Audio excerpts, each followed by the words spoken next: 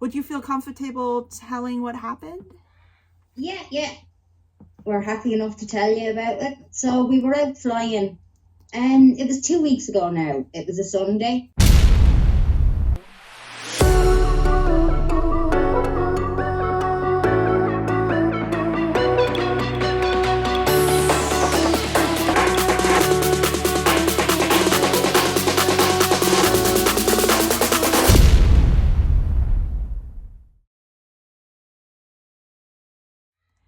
Hey beautiful CVPs, welcome to my channel. It's a beautiful day to be alive. Thank you for tuning in. I have a very special video for you today. Hi. Hi. Nice to meet you. So I'm just letting you know I'm recording. Yeah. Okay, cool. Let me fix my hair 1 second. Yeah, she's just a little Velcro, so we're keeping them separate. There's Big B. There's BB. Okay, Catherine, so introduce yourself. Can you tell us who you are? Yeah, so I'm Catherine Donoghue, and this is Big B, and we fly in Ireland. We've been flying 1.5 years now, Wow. So it's been great fun. He's doing really well. Yeah. How old is Biggie? He's just 18 months now. 18 months? Yeah. Wow. So he's been flying since he fledged at about 4 months, and he was flying about a week after his fledge. Wow. Offline, so. Oh, he's still a baby. He exactly looks like Hope. My Hope is 5 years old. I started free flying when he was eight months outside. Yeah. I've seen. Oh, I love Hope. Hope's gorgeous. So look, he's found a pine up. Yeah.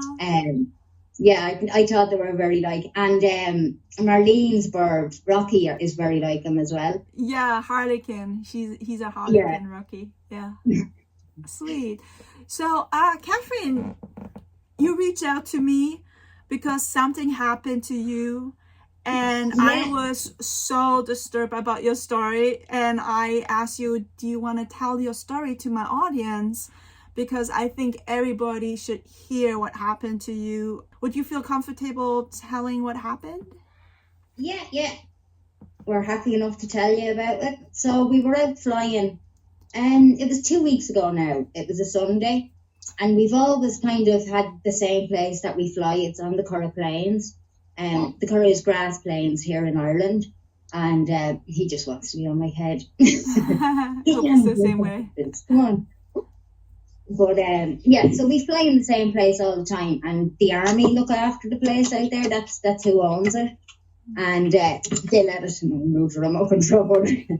And the army, they have a big camera over it, and we were just flying. And I don't know, I felt I was flying a little bit late. I was sorry after that I let him fly so late. It was about an hour before it got dark, and he flew after a few crows. And then all of a sudden, like about 300, 400 crows turned up, and he was in the middle of that. So we were trying to keep an eye on him, watching the crows. And I was thinking, the little shit, he's after crossing the road, and he's not allowed to cross the road. He never has. Wait, Catherine. He hadn't actually crossed the road. He landed on somebody. You say 300 to 400 crows were following him? Yeah. He was in the middle of them for a good while, for about, I'd say maybe a mile across the plains, we could see him. But then when the crows got far away, obviously you lose sight of him in the crows. So I thought he'd crossed over the road with the crows.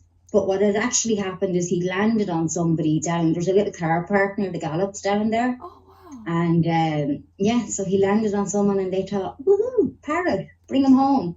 And it's worrying that like they didn't put it on Facebook and there was loads of people sharing it that day. Like loads of people were looking for him. Everybody knew I was looking for him. Like usually when I'm out there, like people won't know we've been out there, but that day, like everybody knew that I was looking for a bird out there.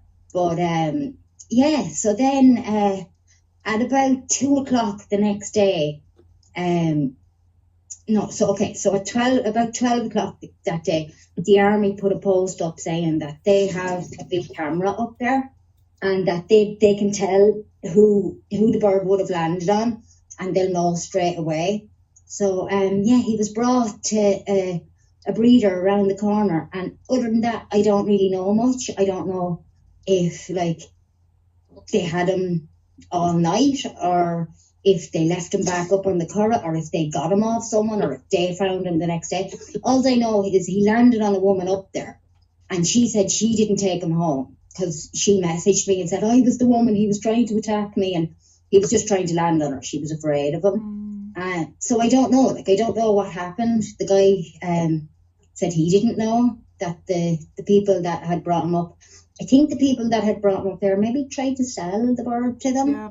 But the guy is literally around the corner, so he brought the bird back to me, and he was lucky to get him back. Wow. So basically, you have a free-flying bird. The bird got chased away by crows. Your bird landed on someone. This lady passed him around to another guy who was a breeder. The breeder wanted to keep him. Well, all eyes were on the ground looking for your bird, posting all over social media, and he didn't want to release your bird until the army says, we know who has the bird because we have cameras, and then he released your bird. Yeah, the breeder who brought him back to me, it was somebody just took him, somebody who knew about birds, I guess, took him to that guy. And that guy, like, he's only a neighbour, so he's really nice, like, he's a friend. It was his son came around and said, look, this guy turned up at my doorstep with your bird, so he said we'd bring him back to you. But he didn't know, like, the guy had kind of just left. He was at his door 1 second and then he was gone, so he got no questions out of him or anything like that, you know. And in this point, you were just... You'd like to know what happened. Like, you'd like to know where the bird was while he was away from you. Yeah. And I didn't get any of that, you know. But just lucky. I'm so lucky I got him back. You know, exactly. Like Ireland parrot, like all the people that are into parrots in Ireland, it's a pretty small community of people, and everybody knows everybody, and everybody was sharing. And then, of course, all the locals around here that have seen Bigby and met Bigby, love to keep in touch with him and watch him on Facebook and watch all his little stories and stuff. So a lot of people know him, and I suppose that's the best thing, the easiest way of keeping a bird safe. But everyone can't do that, you know. Like, I'm just lucky that I have a big Facebook group that'll keep an eye out for him, you know. Right. But it's just horrible to think that someone would pick up your... Like, I remember watching a few of your videos. Like, I think it was last year or the year before. I think it was COVID was after starting, and you ended up giving the guy money or something like that. He'd say, no, I'd have to take the bird to sell him. And I was like, oh my God. But, like, it's just horrible to think people would stoop to that level. Like, I know most people would be the first, like, they'd make sure you got your bird back straight away. There's lots and lots of people that are like that. Yeah. It's just a pity there's a couple that will actually just sell it on you, you know? Yeah. But and while I was looking for him, I came across a post of a girl in Dublin who her blue and gold, he wasn't free flight trained. You get down off my head, you were not allowed up there, bird.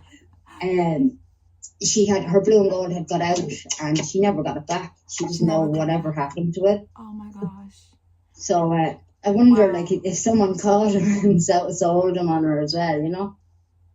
You are so lucky. Like, this is my biggest fear, being a free flyer, that somebody's gonna catch my bird, clip its wings, put it in a cage, and then I'll see him never ever again, because it's a big risk, and people don't understand this online. They think, oh, it's your fault. Like, if you fly him, like, people are nice, they will always return your bird. No. Not everybody's honest, not everybody's nice.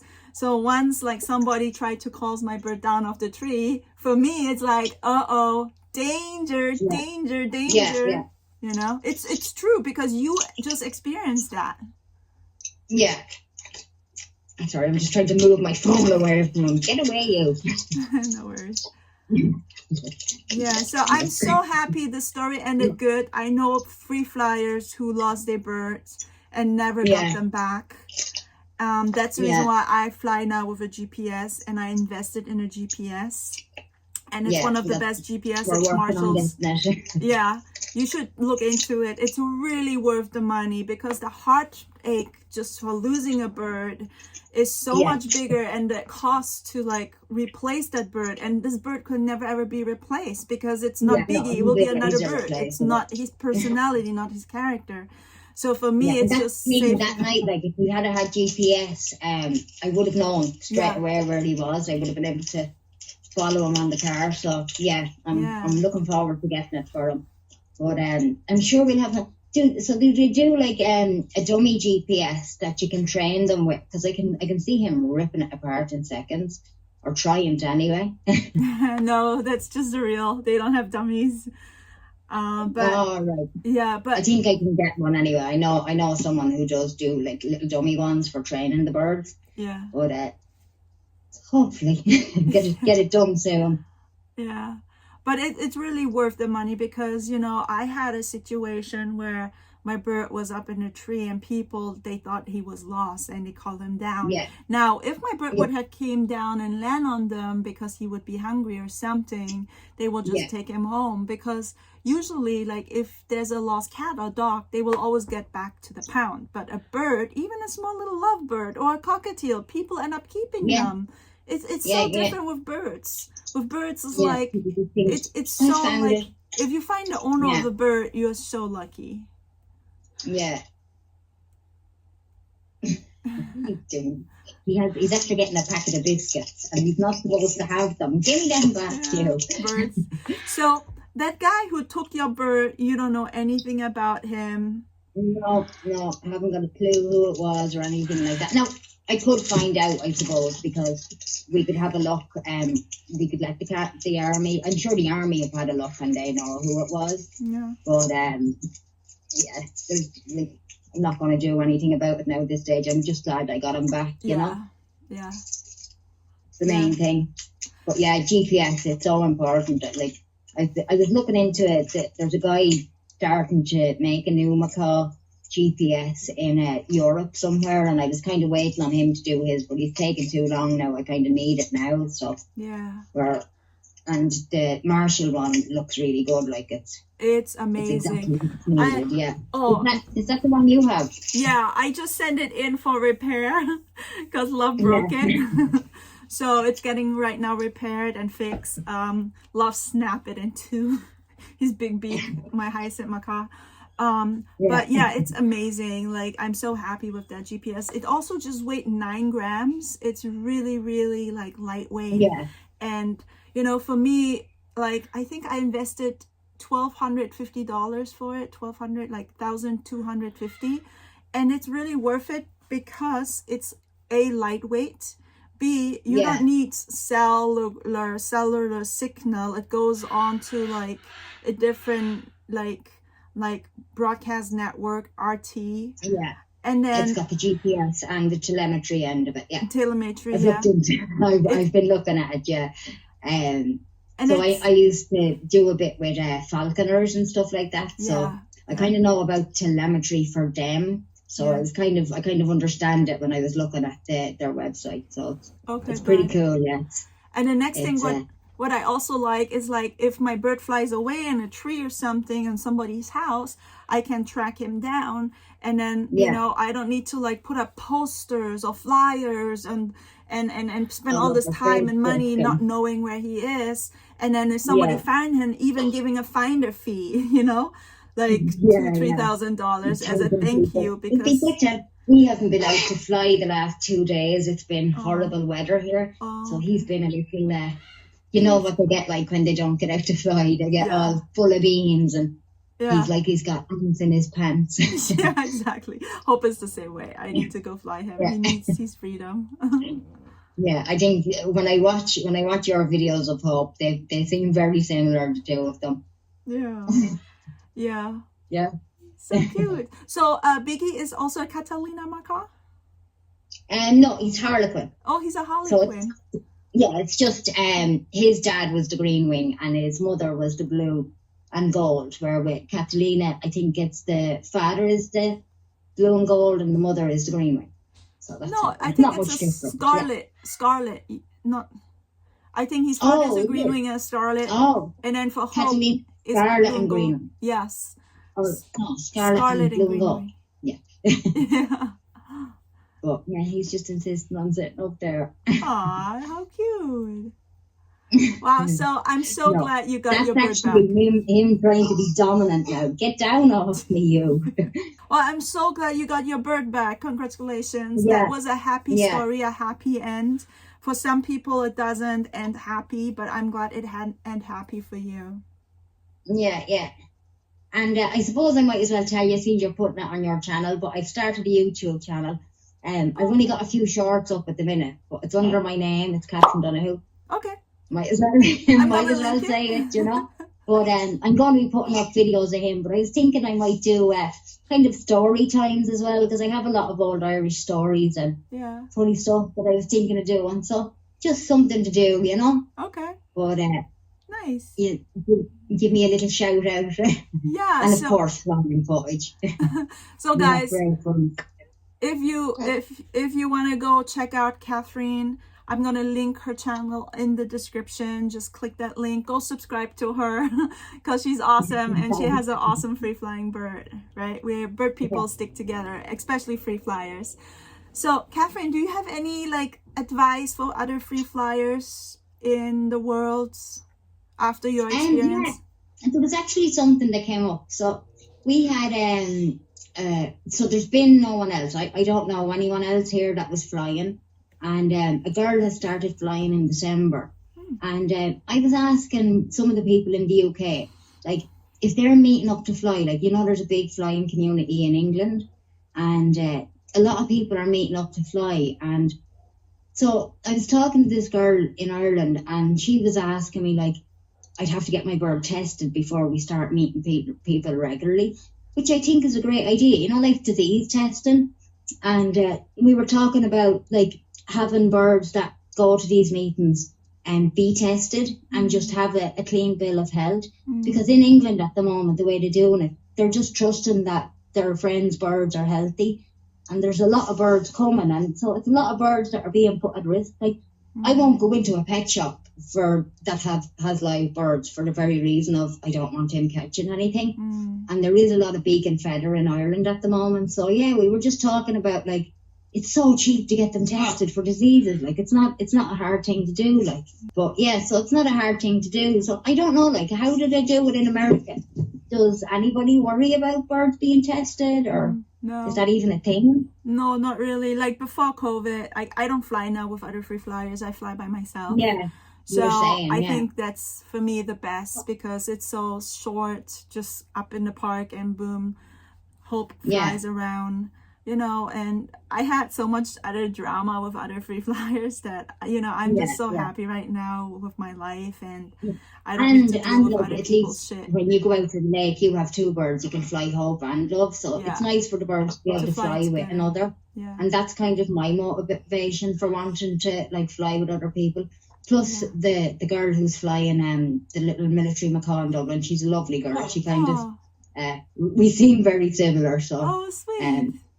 Yeah, I hope we'll be fine. So we're going to meet on Sunday, so we'll try and get some footage of the two of them out flying together. Yeah, that's awesome. Like, I know when I was like in some free flying group, they don't even ask for a health of bill, like getting tested. They just and I think it's just important, like fly, because it's not expensive. Like, you can have your bird tested for €12 a test, I think it is, and then you send it off to Avian Biotech. And wow. Down. I think in America it's like $200-300 to get a panel of blood tests.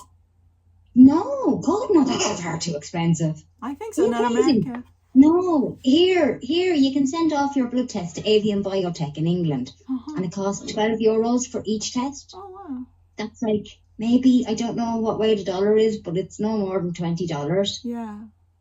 It's like, that's super cheap. A lot of people do them through the vets, and the vets will charge you that because they're sending it off. Like, I think the vet here in Ireland wanted €80 a test when I had them done myself, and they didn't even listen to me. Like, they just heard a new macaw owner. But I'm actually looking after other people's macaws nearly 30 years. So I have a lot of macaw experience. But this is my first bird, because I was never really in a good place to get a bird. I was always traveling and stuff like that. So, yeah. Do you have any last questions or advice you want to say before we end the video? No, not really. Just it's really nice to talk to you. Thank you. I've been a fan for a long time. I've loved watching your videos. You're a great girl, great woman. Some of the things I've seen you doing, going through what was it, Vegas with your birds on your shoulder, that was the most brilliant video. I thought it was so much fun. Okay, so I'm just gonna go up to the Bellagio or Paris, and then I'm gonna turn around, and that's it. This is so much fun! Woo! Oh, look at angels. Angels. Hi! Hi! Whee! Oh, selfie! That's the Mirage selfie. Ah! Oh. Thank you. But yeah, it's just brilliant, like, because so many people, like, they get such a big smile, like, even when I'm out, like, and people see Bigby, they just get a big smile on their face. So it just cheers everybody up when you see someone coming along with some birds, you know. I was on my Segway, I think Love, Hope, and Glory on me, and we just like cruising through Las Vegas Boulevard. On them little American scooter things, what are they called? Segway, yeah. I don't think I've even ever seen one. I think I've seen one in Ireland, but yeah, it was so much fun. Thank you. I appreciate that. Thank you. Yeah. Well, it was great talking to you guys. Please go check out Catherine Donoghue. Donoghue, that's how you say your name? Donoghue, yeah. Donoghue. Go check out her YouTube channel. She's also on TikTok and on Instagram. TikTok, yeah. Bigby Macaw on TikTok. Yeah. And Instagram, I think it used to be Bigby Parrot Store, but I changed it because I closed down during COVID. I was running, like a drop ship store for parrot toys. Guys, I want you guys to watch this video. This is from TikTok, Bigby, how he flies into her car. Check this out. Roll the clip.